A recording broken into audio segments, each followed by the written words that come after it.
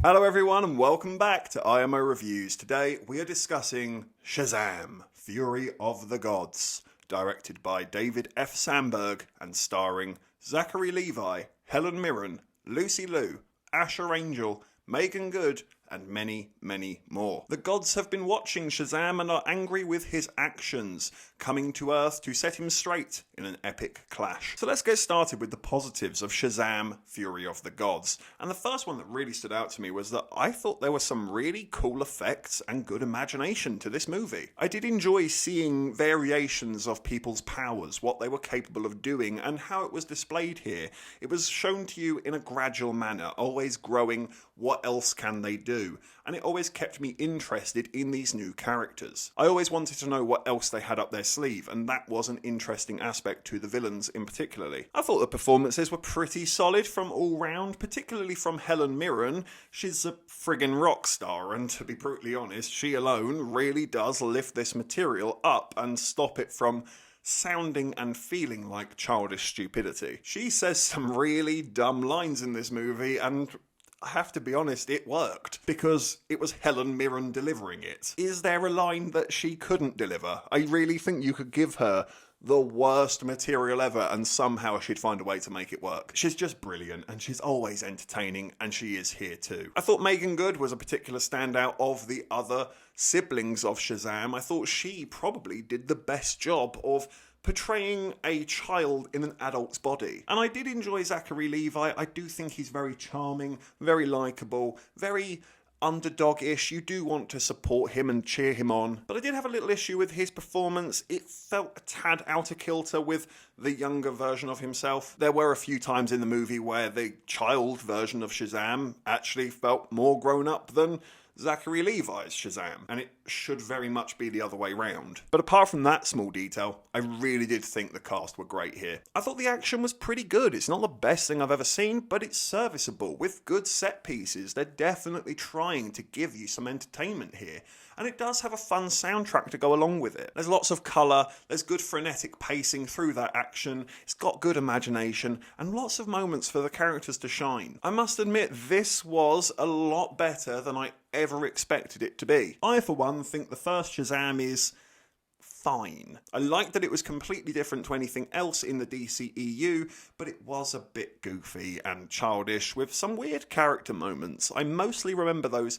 completely and utterly psychotic bullies who, they're not bullying, they're straight up trying to commit murder. And as much as I think it's a fine movie, I've never felt the need to revisit it. And I kind of feel the same about this one, but it's my low expectations of the movie that I suppose have left me walking out more positive than negative. I went in expecting this to be hell on earth. It's my birthday on Sunday, and I was genuinely thinking that this is just going to be a big, fat, stinking turd of an early birthday present, isn't it? And thankfully, it wasn't that bad. It was bearable, and it even had some qualities. That might be the most underhand compliment I've ever given a film, but it is true. I was getting a lot more from the film than I ever expected. I thought this was destined to be a 1 out of 10 with absolutely no hope whatsoever.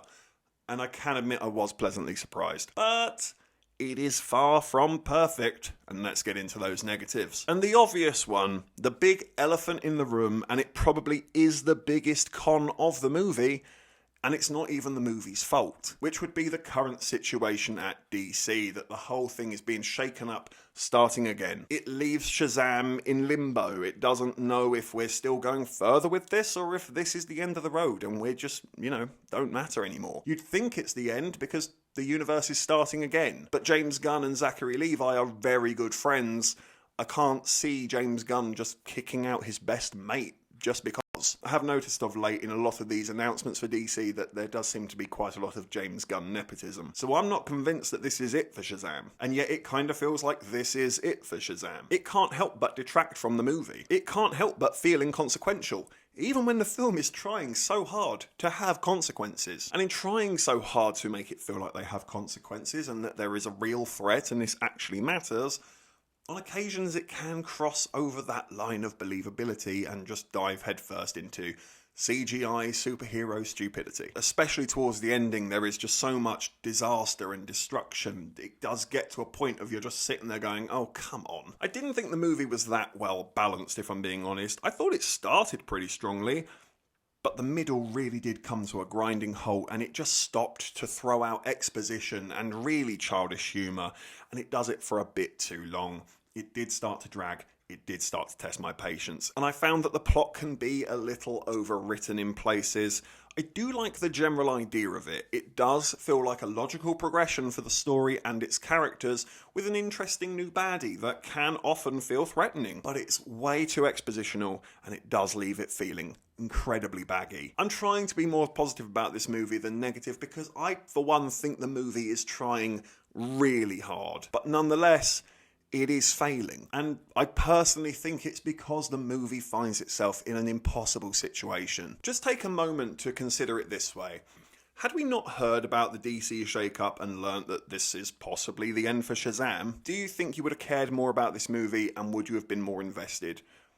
I, for one, think I would have been. And that's why I don't think the problems with this movie necessarily stem from the movie itself. Yes, it does feel like a tonal mess, but only in comparison to things like Matt Reeves' Batman. Total different ballpark. But that isn't necessarily Shazam's fault. That is how Shazam is meant to be. It's just the direction that DC are taking that is so scattergun approach, and I don't know, try this time, with no real plan or idea of how to bring it together. That's what makes it feel like a tonal mess. On its own, it feels like Shazam. It's not like the movie has bad CGI, bad action, or a bad villain. I would actually say it does pretty okay in all of those categories. But because we all know that this is probably not going to go anywhere, you don't care. You can't care. What do you do with a movie like that? One that's punching well above its weight and fighting to survive, but you know it's destined for the graveyard. So I'm going to give Shazam, Fury of the Gods, a 4 out of 10. That might surprise you. I've been hating a lot of bad movies. You might have thought this is going to be another one.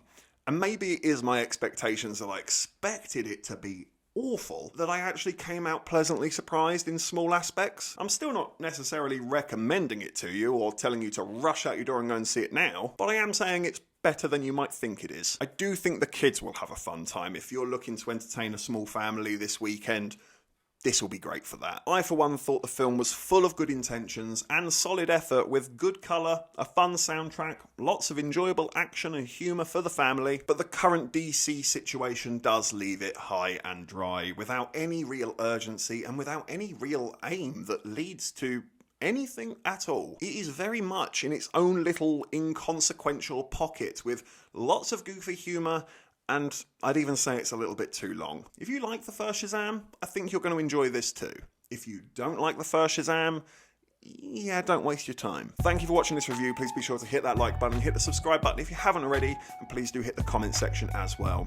Have you seen Shazam, Fury of the Gods? What did you think about it? Let me know in the comment section below. And of course, if you haven't had enough of this crazy ginger, you can always click on these suggested videos right here and get yourself lost in an IMO wormhole. But if not, take care, and I look forward to seeing you on the next review.